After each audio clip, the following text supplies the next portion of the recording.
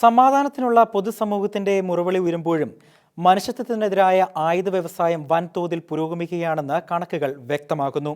അതേസമയം സമാധാനത്തെക്കുറിച്ച് സംസാരിക്കുന്ന രാജ്യനേതാക്കൾ തന്നെ ആയുധ വിൽപ്പന നടത്തുന്ന കാപട്യം പാപമാണെന്ന് ഫ്രാൻസിസ് മാർപ്പാപ്പ പറഞ്ഞു.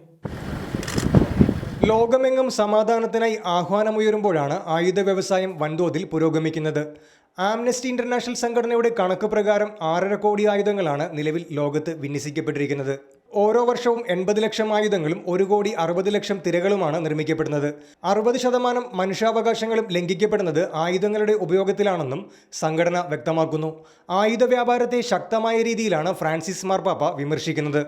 സമാധാനത്തെക്കുറിച്ച് പറയുന്ന ലോക നേതാക്കൾ തന്നെ ആയുധ വ്യാപാരവും നടത്തുന്നത് കാപട്യമാണെന്ന് മാർപ്പാപ്പ പറഞ്ഞു. Che si scatenerà con quelli responsabili dei paesi che parlano di pace e vendono le armi per fare queste guerre.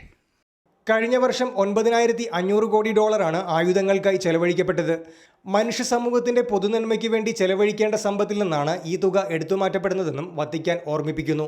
America, Russia, China, France, Germany എന്നീ രാജ്യങ്ങളിലാണ് ആയുധ വ്യാപാരം അഭിവൃദ്ധി പ്രാപിക്കുന്നത്. India, USA, Australia, South Korea എന്നിവയാണ് ആയുധങ്ങൾ വാങ്ങിക്കൂട്ടുന്ന പ്രമുഖ രാജ്യങ്ങൾ. ആയുധ വ്യാപാരത്തിന്റെ ഇരകളായി മാറ്റപ്പെടുന്നത് ദരിദ്രരും താഴേക്കിടയിൽപ്പെട്ടവരുമായ ലക്ഷക്കണക്കിന് ജനങ്ങളാണെന്നും ആംനസ്റ്റി ഇന്റർനാഷണൽ വ്യക്തമാക്കുന്നു. International desk Shekinah news.